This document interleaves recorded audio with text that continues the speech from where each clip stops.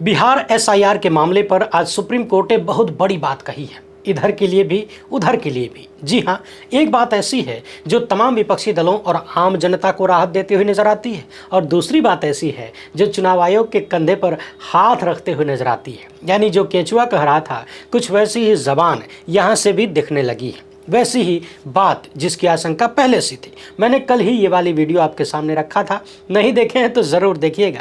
यूं ही नहीं, supreme court के जजों का नाम सुनते ही बहुत सारे लोग फैसले का अनुमान तक लगा लेते हैं। एसआईआर मामले पर सुप्रीम कोर्ट ने क्या कुछ कहा है, एकदम आसान भाषा में आपको बताएंगे। इसके साथ ही बात करेंगे कि कैसे जनता के पैसे का दुरुपयोग करते हुए जनता के ही गले को घोंटने का काम राजनीतिक लोग कर रहे हैं। पुलिस या सिस्टम से लेकर सुप्रीम कोर्ट तक की वक्त की बर्बादी की जा रही है, सिर्फ और सिर्फ बदला लेने के लिए, आवाज़ों को दबाने के लिए और आपके मुद्दों को छुपाने के लिए। दवायर के वरिष्ठ पत्रकारों सिद्धार्थ वरदराजन और करण थापर को सुप्रीम कोर्ट से बड़ी राहत मिली है। इसके अलावा देश की सबसे बड़ी अदालत ने एक और बहुत बड़ा फैसला दिया है। कहा है कि अगर सड़क में गड्ढे हैं तो टोल टैक्स नहीं वसूला जा सकता। यह फैसला सुनने में जितना अच्छा लगता है ना, इसको लागू करना उतना ही मुश्किल है। कैसे है वो भी देखेंगे। ये सभी मुद्दे बेहद महत्वपूर्ण हैं, इसलिए आखिर तक देखिएगा। पहली बार है तो चैनल को सब्सक्राइब करके घंटी बजा दीजिए टंग से। हर एक वीडियो को लाइक और शेयर करना जरूरी है, आपकी जिम्मेदारी है। और आजकल ये जिम्मेदारी ज्यादा ही बढ़ गई है, क्योंकि पूरा का पूरा सिस्टम एक तरफ नजर आने लगा है। वरना जब देश के चुनाव आयोग का मुखिया सरेआम झूठ बोलता हुआ पकड़ा जाए तो माहौल कुछ और ही होना चाहिए था। बहरहाल, हमारा काम पसंद आता हो तो इस QR कोड या फिर मोबाइल नंबर का प्रयोग करते हुए जो भी हो सके आर्थिक सहयोग भेजने का प्रयास जरूर करें, ताकि जो बातें गोदी मीडिया छिपा रहा है हम उन्हें साफ साफ शब्दों में आपके सामने रखते रहें। साथ में सब्सक्राइब वगैरह कर लीजिए, घंटी बजा दीजिए, वो भी टन से। बिहार एसआईआर मामले पर सुप्रीम कोर्ट ने आज आदेश दिया कि जिन लोगों का नाम ड्राफ्ट वोटर लिस्ट से बाहर हो गया है वे ऑनलाइन माध्यम से अपना आवेदन कर सकते हैं। फिजिकली आवेदन प्रस्तुत करना जरूरी नहीं है। इसके साथ ही सुप्रीम कोर्ट ने यह भी निर्देश दिया कि पहले से ही चुनाव आयोग ने जो 11 दस्तावेजों की लिस्ट दी है उसमें आधार कार्ड भी शामिल होगा, यानी 11 + 1 12 मानकर चलिए। यानी सुप्रीम कोर्ट के हिसाब से जिन लोगों का नाम कटा है, जैसे कि चुनाव आयोग ने 65 लाख लोगों का नाम जारी किया है, बताया है कि किसका नाम किस कारण से काटा गया है। यदि किसी का 2 बार कार्ड बना, या फिर कोई परमानेंटली शिफ्ट हो गया है, या फिर किसी की मौत हो गई है, तो अगर इनमें से कोई कारण गलत है और गलत कारण के आधार पर आपका नाम कट गया है तो आप 12 दस्तावेजों में से किसी एक को देते हुए ऑनलाइन एप्लीकेशन भी डाल सकते हैं। पिछले दिनों तमाम ऐसे वीडियो सामने आए कि लोग जिंदा हैं और उन्हें मृत घोषित कर दिया गया। राहुल गांधी से लेकर तमाम नेता ऐसे मृत लोगों के साथ चाय पी रहे हैं, तमाम पत्रकार उनका इंटरव्यू ले रहे हैं और दिखा रहे हैं कि देखिए कैसे जीवित लोगों को मुर्दा बना दिया गया और मरे हुओं को जिंदा कर दिया गया। अभी हम खाली इतना देख लेते हैं कि सुप्रीम कोर्ट ने क्या कहा है। सवालों पर थोड़ी देर बाद आएंगे जो हमारे सवाल हैं। जस्टिस सूर्यकांत और जस्टिस जय माल्या बागची की पीठ ने बिहार राज्य के 12 मान्यता प्राप्त राजनीतिक दलों को यह भी निर्देश दिया कि वो लोग अपने बूथ स्तरीय एजेंटों को कहें कि अपने अपने बूथ पर लोगों को फॉर्म जमा करने में सहायता करिए। ध्यान रखिए, सुप्रीम कोर्ट राजनीतिक दलों को जिम्मेदारी दे रहा है, चुनाव आयोग को नहीं। आगे सुनिए, न्यायालय ने उन सभी मान्यता प्राप्त राजनीतिक दलों को भी याचिकाओं में प्रतिवादी बनाया है यदि वे पहले से याचिकाकर्ता नहीं थे तो। अब तक तो आपने सुना कि विपक्षी दलों और आम जनता के लिए राहत भरी खबर थी कि जिनका नाम कटा है वो आधार कार्ड भी दिखाकर ऑनलाइन भी आवेदन कर सकते हैं। ध्यान रखिए, ऑफलाइन भी कर सकते हैं, दोनों माध्यम खुले होंगे। ये तो थी राहत की बात, मगर आगे की बात सुनिए। सुप्रीम कोर्ट ने आश्चर्य व्यक्त किया कि राजनीतिक दलों के लगभग 1,60,000 बूथ स्तरीय एजेंट होने के बाद भी उनकी तरफ से अब तक केवल 2 ही आपत्तियां आई हैं, यानी राजनीतिक दलों की तरफ से आपत्तियां न के बराबर है। इस पर याचिकाकर्ताओं की तरफ से दलील दिया गया कि अधिकारी BLO द्वारा दी गई आपत्तियों पर ध्यान ही नहीं दे रहे हैं। कोर्ट ने कहा कि हमें यह देखकर आश्चर्य हुआ कि 1,60,000 BLA होने के बाद भी अब तक केवल 2 आपत्तियां दर्ज की गई हैं। कुछ याचिकाकर्ताओं ने यह भी चिंता जाहिर किया कि बूथ स्तर के अधिकारी एजेंटों द्वारा प्रस्तुत की गई आपत्तियों की पावती रसीद नहीं दे रहे हैं, यानी किसी का नाम कटा है उसका फॉर्म भर के जमा करने पर पावती नहीं मिल रही है। अब जरा सोचिए कि अगर आपके पास पावती नहीं है और अधिकारी फॉर्म को लेके उस पर भूजा खा के फेंक दे, हाथ पोंछ के, मुंह पोंछ के, और आपका नाम लिस्ट में ना आए तो जिम्मेदारी कौन लेगा और आप कैसे साबित करेंगे कि आपने फॉर्म भरा था। इस पर सुप्रीम कोर्ट ने कहा कि BLO को निर्देश दिया जाता है कि जो भी व्यक्ति भौतिक रूप से फॉर्म जमा कर रहे हैं उनको रसीद अवश्य दिया जाए। चुनाव आयोग की तरफ से यह बताया गया कि 14 अगस्त को सुप्रीम कोर्ट ने जो निर्देश दिए थे वेबसाइटों पर मतदान केंद्रों पर सूची को प्रकाशित करने के, जिनका नाम कटा है वो सब कर दिया गया है। वरिष्ठ अधिवक्ता राकेश द्विवेदी ने चुनाव आयोग की तरफ से कहा है कि आज तक किसी भी राजनीतिक दल ने नाम हटाने को लेकर एक भी आपत्ति दर्ज नहीं की और जब चुनाव आयोग के वकील की तरफ से ये बात कहा गया कि कोई भी राजनीतिक दल अदालत के सामने नहीं आया है, तो वरिष्ठ अधिवक्ता कपिल सिब्बल और डॉक्टर एएम सिंघवी ने इसका विरोध किया पुरजोर। सिब्बल ने कहा कि वो बिहार की मुख्य विपक्षी पार्टी आरजेडी के सांसद मनोज झा का प्रतिनिधित्व कर रहे हैं, और सिंघवी ने कहा कि वो कांग्रेस, माकपा, भाकपा माले लिबरेशन, भाकपा, रांकपा, अन्य पार्टियों की तरफ से संयुक्त रूप से दायर याचिका में पेश हो रहे हैं। अब सवाल यह है कि एक तरफ चुनाव आयोग के मुखिया सरेआम झूठ बोलते हैं और दूसरी तरफ क्या चुनाव आयोग के वकील भी सुप्रीम कोर्ट में खड़े होकर झूठ बोल रहे हैं? क्या उनको मालूम नहीं है कि याचिकाकर्ता किसकी तरफ से है, किसकी बात रख रहे हैं? यह तो संभव नहीं लगता।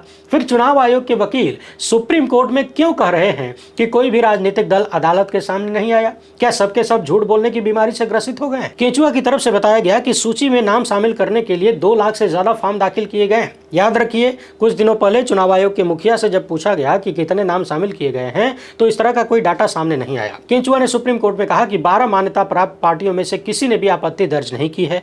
चुनाव आयोग के वकील ने कहा कि सिर्फ अपने राजनीतिक हितों के लिए पार्टियां डर पैदा कर रही हैं। और आगे चुनाव आयोग की तरफ से कहा गया कि राजनीतिक दलों का यह कर्तव्य है कि वे आगे आएं और इस प्रक्रिया को पूरा करने में चुनाव आयोग की सहायता करें और चुनाव आयोग पर भरोसा करें। लेकिन राजनीतिक दल चुनाव आयोग की सहायता नहीं कर रहे हैं। एसोसिएशन फॉर डेमोक्रेटिक रिफॉर्म्स के वकील प्रशांत भूषण ने कहा कि कई लोग राज्य के बाहर प्रवासी मजदूर के रूप में काम कर रहे हैं, वो फॉर्म भरने में सक्षम नहीं है। इसके अलावा सभी राजनीतिक दलों के पास सभी निर्वाचन क्षेत्रों में बूथ स्तरीय एजेंट भी नहीं है। प्रशांत भूषण ने बताया कि सबसे बड़ी विपक्षी पार्टी आरजेडी के पास केवल आधे निर्वाचन क्षेत्रों में ही बूथ स्तरीय एजेंट हैं। इसके बाद सुप्रीम कोर्ट ने कहा कि मतदाता अपना आधार कार्ड लेकर ऑनलाइन फॉर्म भी जमा करा सकते हैं। अब बिहार की जनता ये बताए कि जिन क्षेत्रों में राजनीतिक दलों के पास अपने बूथ एजेंट तक नहीं है, बिहार के पिछड़े क्षेत्र, गरीब लोग, कम पढ़े लिखे लोग क्या इस काबिल हैं कि वो ऑनलाइन फॉर्म जमा कर सकते हैं? तो बहुत अच्छी बात है। अगर कर सकते हैं तो बहुत अच्छी बात है, नहीं कर सकते हैं तो और अच्छी बात है। किसके लिए है ये आप समझ सकते हैं। जस्टिस सूर्यकांत ने केंचुआ से कहा कि लोगों को अपना फॉर्म जमा करने दीजिए, चाहे आधार कार्ड से हो, चाहे मैट्रिकुलेशन सर्टिफिकेट के साथ हो। चुनाव आयोग के वकील का कहना है कि समय का इंतजार करिए ताकि ये देखा जा सके कि कितने और लोग आवेदन जमा कर रहे हैं। चुनाव आयोग के वकील के अनुसार वोट चोरी की फर्जी कहानी फैलाई जा रही है। चुनाव आयोग पर भरोसा करना चाहिए। इसके अलावा तमाम याचिकाकर्ताओं के वकीलों ने अपनी अपनी बात रखी, समस्याएं बताई कि किस तरीके से जमीन पर आज भी बहुत सारे अधिकारी आधार कार्ड को स्वीकार नहीं कर रहे हैं। मगर कुल मिलाकर समझने वाली बात यह है कि सुप्रीम कोर्ट क्या कह रहा है। सुप्रीम कोर्ट ने एक तरफ आधार कार्ड को एक्सेप्ट करने और ऑनलाइन आवेदन जमा करने का रास्ता तो खोला है, मगर साथ ही साथ उसने राजनीतिक दलों पर भी जिम्मेदारी डाली है। अब याद करिए, हाल ही में केंचुआ ने बाकायदा एक प्रेस नोट जारी करके कहा था कि राजनीतिक दलों ने अगर समय से समस्याओं को उठाया होता तो हमने इसका हल ढूंढ लिया होता। यानी चुनाव आयोग भी पॉलिटिकल पार्टियों के मत्थे ठीकरा फोड़ना चाहता है और अब सुप्रीम कोर्ट की तरफ से भी वैसी ही बातें निकल रही हैं।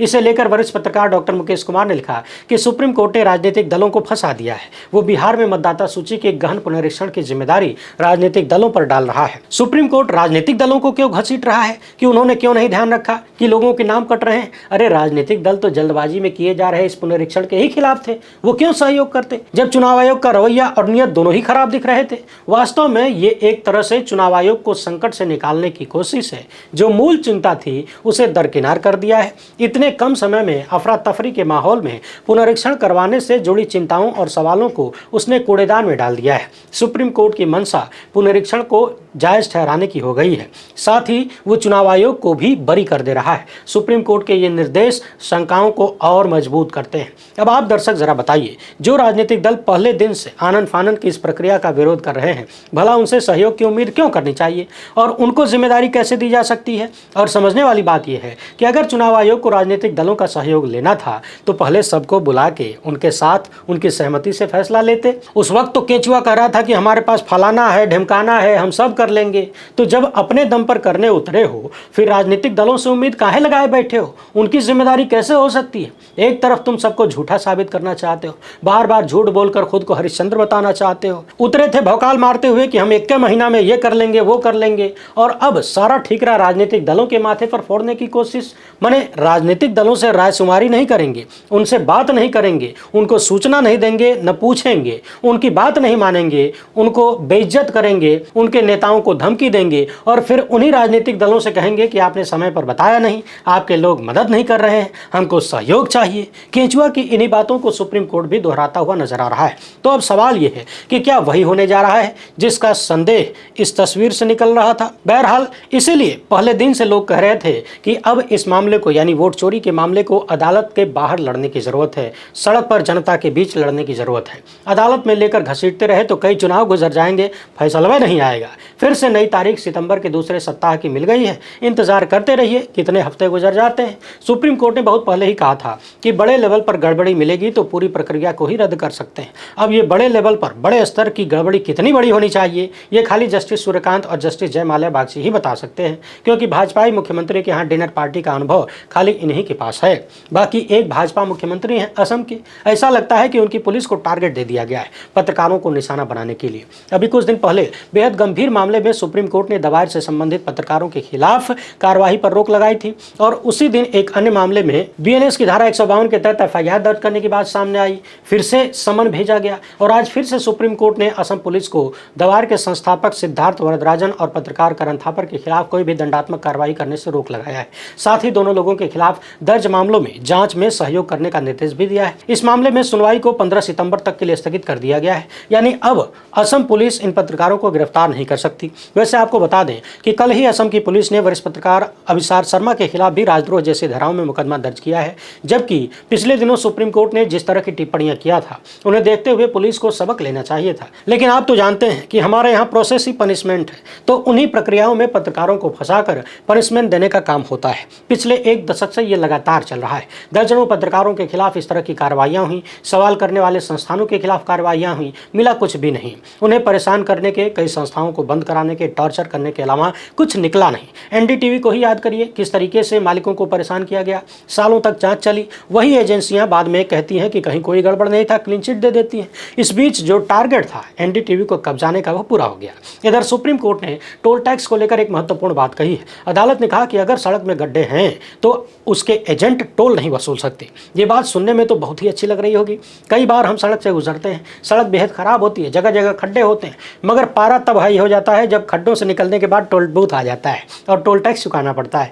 मगर सवाल ये है कि सड़क से गुजरते वक्त आम जनता टोल टैक्स देने से बचेगी कैसे, क्योंकि टोल बूथ पर 10-20 की संख्या में कर्मचारी होते हैं, वो भी लठैत, जो किसी भी बात पर लड़ने को तैयार हो जाते हैं। अक्सर मारपीट की खबरें सामने आती हैं। हालांकि गलती किसी भी पक्ष की हो सकती है, बहुत सारे लोग अपना रौब दिखाकर टोल देने से बचने का प्रयास करते हैं। मगर अभी सवाल यह है कि जब हम टोल बूथ के कर्मचारियों से कहेंगे कि सड़कियां खराब है, सड़कियां में खड्डा है, हम टोल टैक्स नहीं देंगे, तो क्या वो लोग चुपचाप हमारी बात मान लेंगे? जवाब है कि बिल्कुल नहीं। सवाल ये भी है कि कितनी खराब सड़क को, कितने खड्डों वाली सड़क को टोल टैक्स से मुक्त माना जाएगा, और फिर अगर सड़क खराब है, खड्डे हैं, तो कौन इस बात को प्रमाणित करेगा कि वहां टैक्स नहीं देना है? क्योंकि आम आदमी की कथनी तो टोल बूथ वाले मानेंगे नहीं, मारपीट के किनारे कर देंगे, पूरा सिस्टम है उनके पास। सवाल यह है कि जब खराब सड़क और टूटी हुई सड़कों के तमाम प्रमाण सामने आते हैं, तब उन पर अदालतें कार्रवाई क्यों नहीं करती? ऐसे आदेश क्यों जो जमीन पर उतारने में समस्या हो? वैसे आपको क्या लगता है, खड्डों वाली सड़क से गुजरते हुए टोल बूथ पर यदि आप कहते हैं कि सड़क में खड्डा है, टोल टैक्स नहीं देंगे, सुप्रीम कोर्ट का आदेश है,